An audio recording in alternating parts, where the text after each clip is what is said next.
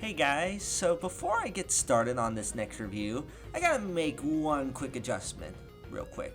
Here we go. That's more like it. Yeah, so starting now, I am going to be using this and a few other animated icons to help emphasize my point a little bit more when it comes to expressing myself in these reviews. And just a heads up, this icon was not drawn by me. This, and along with many of the other icons you'll be seeing of myself in this, were actually done by a very good friend of mine. His name is Austin, and anyone who's watching this should definitely hit him up for a commission or two, because he's a very talented artist. I really like his work, and you guys should definitely give his work a chance if you want to. I'm going to provide a link below of his profile icon, so you guys can hit him up for a commission and whatnot. Thanks so much again, bud, for doing all this for me, and thank you guys for watching. Now enough talk, let's actually get started with this. Come on and slam, and welcome to the jam.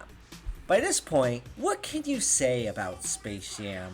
After so many years, it's finally getting a sequel with Space Jam: A New Legacy. So what better way to celebrate the release of it by going back to the first movie, and really getting into what made this movie have such a huge impact to anyone who has watched it. Now, at the time I'm writing this script, I'm well aware that there are probably going to be a ton of other YouTubers already talking about the original movie and prep of the sequel's release.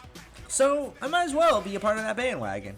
However, taking that aside, I actually really wanted to talk about this movie for years now. It's one that I had quite a bit of an experience with throughout my entire life. So, I'm going to do my best to really give you guys my own personal input on the poster child film of the 90s. A film that's, let's get right down to it, this shit is weird. Now, if I'm going to be talking about the real background on people's nostalgia for this movie, I figure the best way to talk about Space Jam is to compare it to another franchise that I think, honest to God, has a similar appeal to it. As the surrealness of NBA All-Star and Warner Brothers cartoon character teaming up is not really that much different from Final Fantasy's Pretty Boy teaming up with the face of the world created by legend Walt Disney. Now, I want to make it perfectly clear that I absolutely adore the Kingdom Hearts franchise. It's one of my favorite game series for helping me get more into video games than I already was at the time. Hell, Kingdom Hearts 2 is still one of my all-time favorite games. And you can't change that regarding my thoughts on the series. One thing that has changed over time with my thoughts on the series, however, is just how bizarre and nuts this series is. And not just with the later games, but honestly at its core. Because think about it. This is Disney allowing some of their relatively cutesy and classic cartoon characters interacting with something that's out of place in their movie as a spiky hair anime boy who qualifies to be a Smash Brothers character. This is a really out there combination, and honestly, Space Jam is pretty similar in that regard. Warner Brothers took the Looney Tunes, classic cartoon characters who are wacky and zany, interacting with NBA All-Stars. And it's really weird to see, especially in the case of both of these things, because each of these characters still retain their classic designs, yet they're interacting with characters who, well, just look at them next to one another. It's an odd match. Granted though, I think if you are someone like me who has grown up with both Space Jam and Kingdom Hearts extensively, you didn't question this at all as a kid. You might have just seen them crossing over as just two awesome things put together, so you assume it would be awesome in the same way a little kid thinks putting marshmallows on pizza would be a good combo. Or better yet, maybe you're someone like me who grew up with these franchises but more so gravitated towards one aspect of it than another. Back in the early 2000s, I didn't know what Final Fantasy was. I just thought some of these characters were just neat original characters made for this game. I was interested in Kingdom Hearts for being a big, epic game that's also a Disney crossover with other characters. The same applies to Space Jam. You think a dweeb like me was interested in sports? Oh! No. I was only really in it because it's Looney Tunes, in a new big movie that just happens to be a sports movie. I know I'll be in for a good time because of these characters, It's one of those things where you're able to accept it more as a kid if you grew up with it. But if you're coming into the series as a newcomer, you might be more so weirded out because of how such an odd mix of peanut butter and cheese turned out so popular. Granted, if I'm being honest, Space Jam is definitely more accessible between the two, mostly due to Kingdom Hearts' crazy overarching story. And Space Jam just having more things that are there for mainstream movie audiences. Though, I guess to really emphasize my point on how really weird Space Jam truly is, let's talk about the movie itself.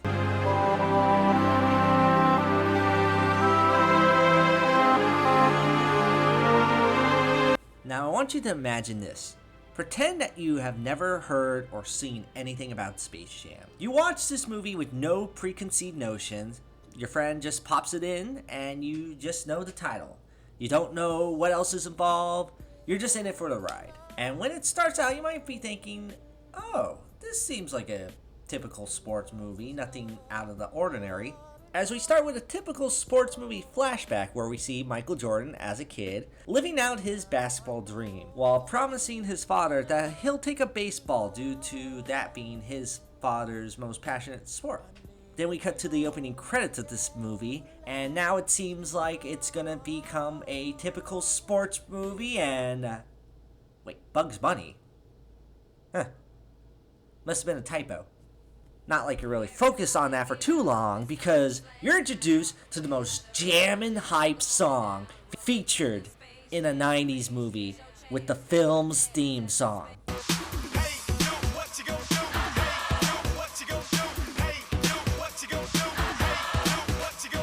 It gets you in the mood for something 90s as hell, in the best way. After the credits, we see Jordan being interviewed after making his once controversial decision to play baseball, which actually happened, by the way. You can't really blame the guy that much since, this was his wish to help his father. Wait, why are we suddenly going into space? What's going on? What is this weird CGI theme park? And why is it run by Danny DeVito as an evil space alien? The customer is always right. We then find out that this alien boss runs this theme park that has been underperforming business-wise. So he wants to get his customers in by bringing a new attraction. The suggestion given by his little minions are actually... Looney? Oops. Looney, thank you. Looney? the Looney Tunes. Yes! Looney! Yes! Now you're talking! Looney! I know this isn't that uncommon now, but because most of us have grown up with this movie and know almost everything about it. But imagine being someone going into this movie not knowing what Space Jam is. You think you're watching this sports movie about Michael Jordan playing baseball, only to be bamboozled with it being a movie about aliens trying to capture the Looney Tunes.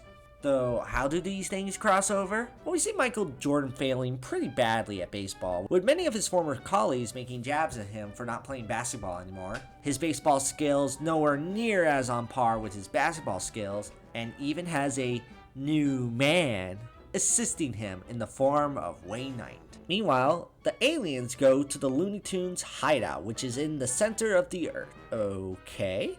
They eventually get Bugs Bunny, but Bugs and the other Tunes have an idea to challenge them in a game they can't play, and they figure basketball would be the best option. Since they're so tiny, beating them would be easy, right? Well, the aliens have a trick up their sleeve as they manage to get the talent of a bunch of iconic basketball players, leading these professionals to suck, and aliens become the Monstars, who are at least kinda cool in design. It may seem like all hope is lost, but the Tunes have another idea. The Tunes figure they get the only other basketball player they know, who just so happens to be the one everyone knows, which is Michael Jordan, who honestly isn't all that concerned about being held hostage by the Looney Tunes. But then again, if the Looney Tunes captured me to play basketball, I don't think I would say no to experiencing that opportunity. Plus, he'd probably figure it's better than dealing with the shit he's dealing as a baseball player.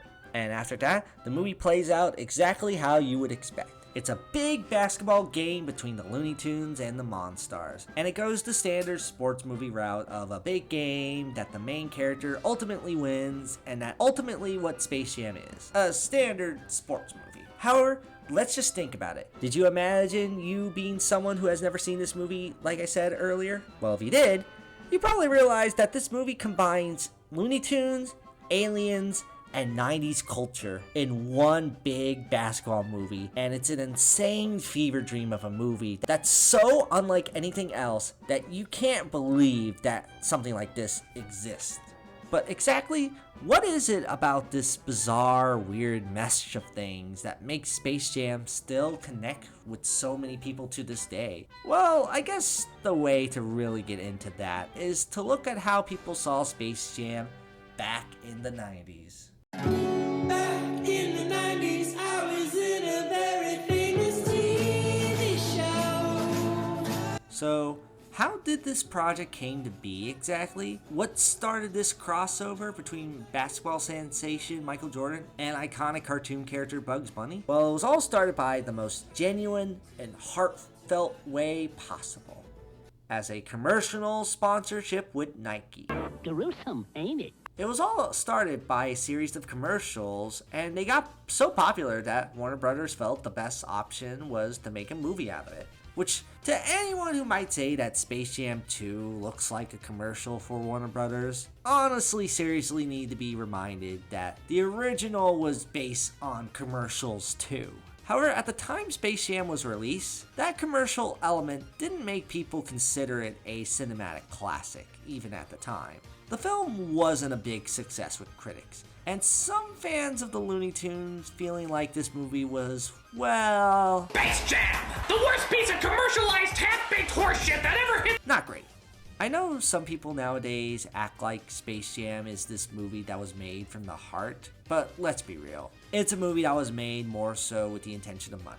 And for some people, it wasn't a good reintroduction to the Looney Tunes for how it was very much a product of its time. The Looney Tunes are characters that are ultimately timeless, so to see them do really trendy stuff and make really trendy references to modern things definitely could make for some cringe. Especially when this is the exact kind of stuff that people tend to cringe at to this day, and potentially more so, at least with the advent of the internet.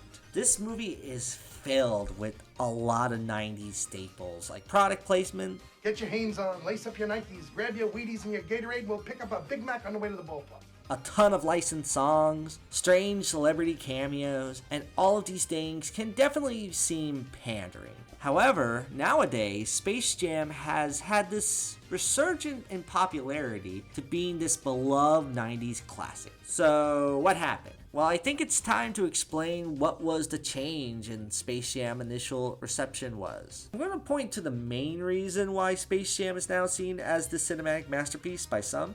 It is a simple and arguably artificial reason, but it really goes down to a simple little word known as nostalgia. For a lot of people, this was their introduction to the Looney Tunes, or if not their introduction, it was something that was new at the time that made new fans of Looney Tunes excited. That's kind of where I'm at, since I definitely loved this movie as a kid, as this was a new thing with characters I already liked, as I did grow up with a lot of classic Looney Tunes cartoons. Seeing the Looney Tunes in a bigger, grander animated movie was all I needed to get into this as a kid. It didn't matter that it was a basketball movie since I'm a nerd. Despite that, I can tell you that there are plenty of aspects that showcase why the debate between whether or not Space Jam is a good or bad movie exists in the first place.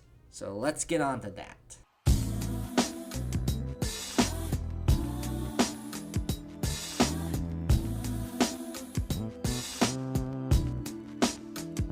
I already mentioned that this movie has an absurd plot by how jarring the cartoon and basketball elements are melded together here. Though there are a few other components that add to Space Jam's argument of not being a good movie. The film has some aspects that aren't nearly as funny as it thinks it is, and some filmmaking aspects that don't hold up as well. The CGI is really bad at a certain point, with some oddly disturbing CGI humans at a few points. Then again, if Toy Story wasn't able to get their human characters looking well in 95, I don't think a live action animation hybrid movie could do that either.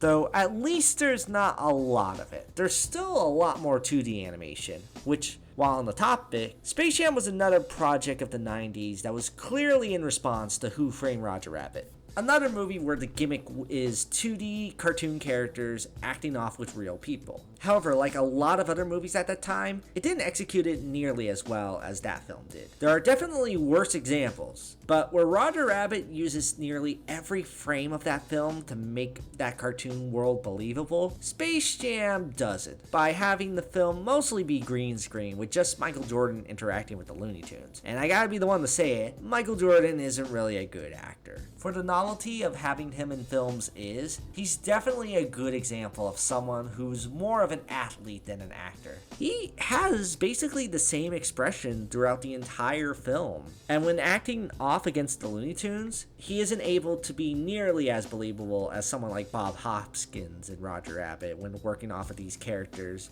that clearly aren't there.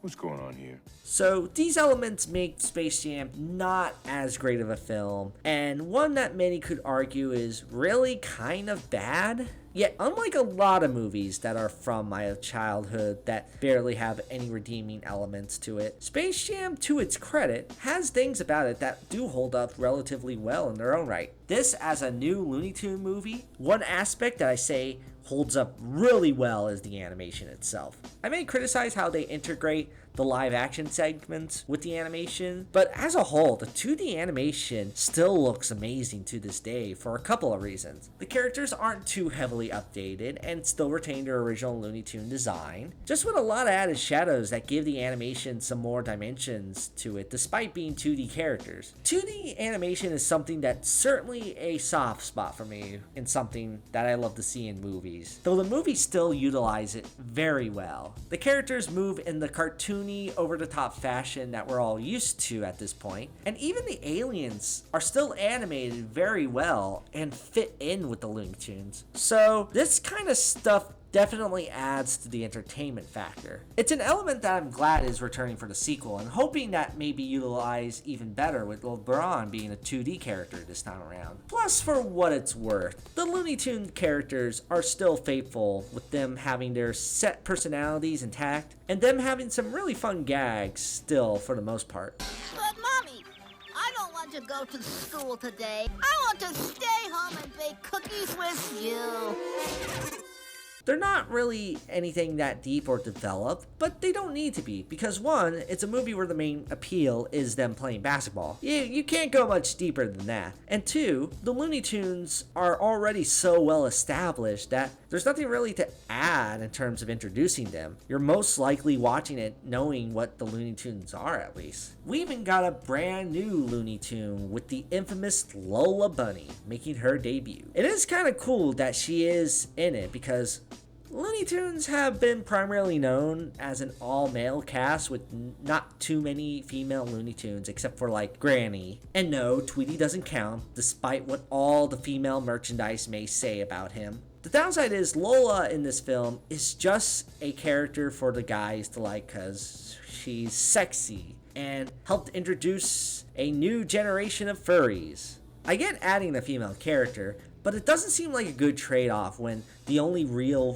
female representation this movie has is a character whose main appeal is that she's hot for all the guys, and they don't really give her that much of a personality outside of her not liking being called doll. Thankfully though, Lola has appeared in future Looney Tune related projects, and since then they have given her more of a personality, being the zany and eccentric girl that fits in with the likes of Bugs and Daffy. Let's hope that Lola can still be interesting being in Space Jam 2 and being voiced by Zendaya. Now, what else makes Space Jam so memorable? Well, it is a product of its time, that is for certain, but I say the element that helps makes it a product of its time, yet also one of the best aspects of this movie, is by far the soundtrack.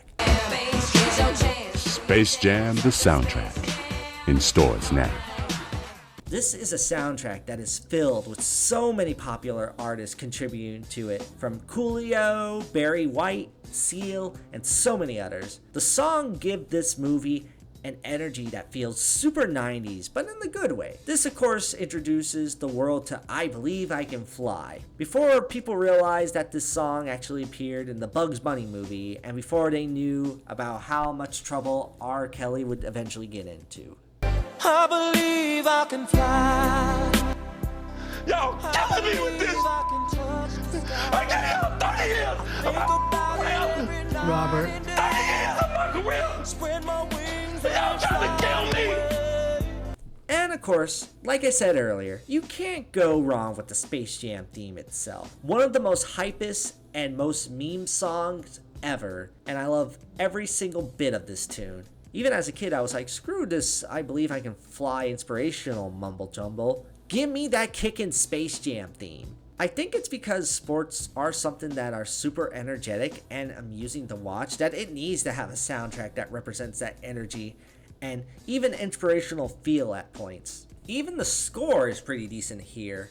Strangely enough, doesn't get as much credit as the standard soundtrack, and I do think it's because of how much the soundtrack itself slaps. And there really isn't a whole lot to talk about other than how this score strangely sounds similar to the music of another DreamWorks movie in mine.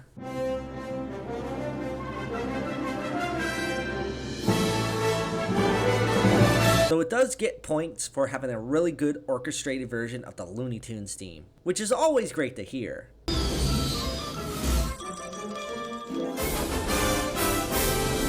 Either way, you're getting a great soundtrack regardless. Why else do the credits of this movie feel the need to include practically every song on the soundtrack? Warner Brothers knew they had something that slaps on their hands, so why the hell not? Those after-truths that do contain a lot of personality and care put into it is part of the reason why there's more of a love for Space Jam, despite some obvious issues. Yet, there is one thing that I argue might be the biggest factor. As I mentioned earlier, Space Jam has the same appeal of Kingdom Hearts, where it's such an odd concept that you just gotta see it to believe it. However, it is clear that both of these crossover things are something you just kinda had to be there and grew up with. If you're an adult back then looking at it, or just being introduced to these things today, you might be confused. But if you grew up with it, you just see two things you love being combined in a fun way. Or if you're like me, where you only grew up with Mickey and Bugs Bunny, but not so much a sports or RPG fans, you're just happy that a unique little thing that's made with such a grand appeal is able to exist. So, as someone who grew up with both of these things, I think that's the best conclusion I can get for why something like Space Jam is still so beloved today. Though, I kinda wanna see that alternate reality where instead of Michael Jordan teaming up with Bugs Bunny, he teams up with Mickey Mouse, while Bugs Bunny ends up having adventures with Sora. I mean, let's be real. That would be very much an interesting alternate reality.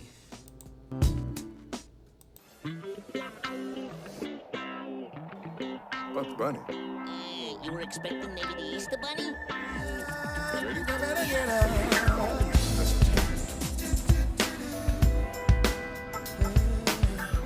What is this?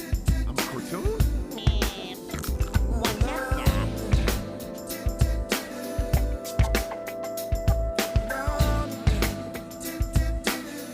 At the time of writing this review, Space Jam: A New Legacy has not been released, though the response has been rather negative. I see so much of people complaining about this movie on how it's a soulless cash grab that disrespects the Looney Tunes and just made to promote Warner Brothers Studios. And honestly, I don't get the excessive hate. Not to say that I don't have any doubts myself. Much like any other movie, I do have some fears and skepticism, particularly with how some of these characters are saying a lot of modern phrases that I hope doesn't become an overbearing point of pure cringe. Can't a lady check her Twitter?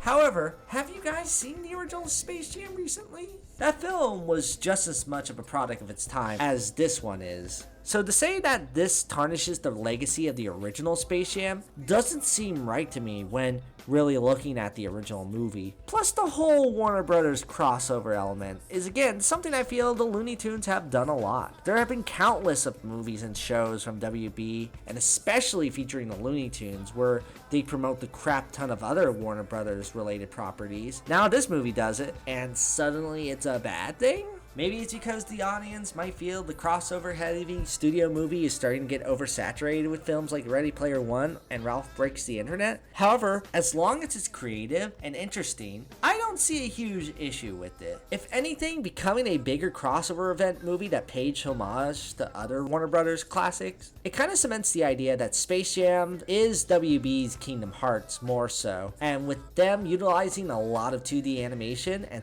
so many Warner Brothers films that the Looney Tunes make fun of, and they tend to do a pretty good job of satirizing as well, at least it'll be interesting. Besides, it's not like they made a completely boring and uneventful film that's shot like any other bad comedy, then slapped a Looney Tunes name at last second for marketing value.